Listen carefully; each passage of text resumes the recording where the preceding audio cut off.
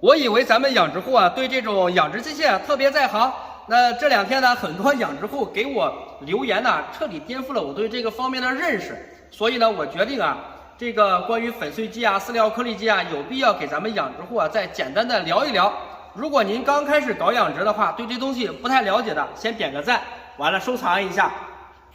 如果您在家养羊养牛不需要粉碎玉米棒子的话，这种全自动揉草机更合适您用。那好处是呢，带有链条输送带。这台机器呢，一共有4个型号，3吨、3.8吨、4.8吨、6.8吨。链条输送带带上以后呢，那加工速度啊非常的快，而且呢比较省时间，比较省力。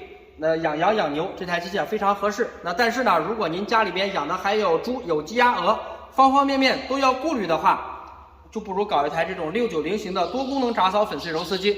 经常看我视频的朋友应该都知道，这个是明星产品，加厚的钢板。然后呢，像粉碎一些小树枝、甘蔗，对吧？花生秧、红薯藤、清秸秆、干秸秆、玉米棒子、玉米粒，这台机器啊都能胜任。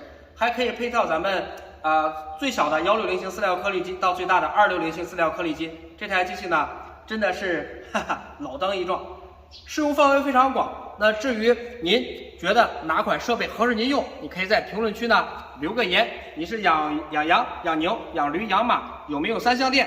可以把这个信息发出来以后呢，咱们简单聊一聊。等会儿呢，我把这2台机器的加工视频呢给大家上传几份，完了供您参考。那我是张一，感谢您的支持。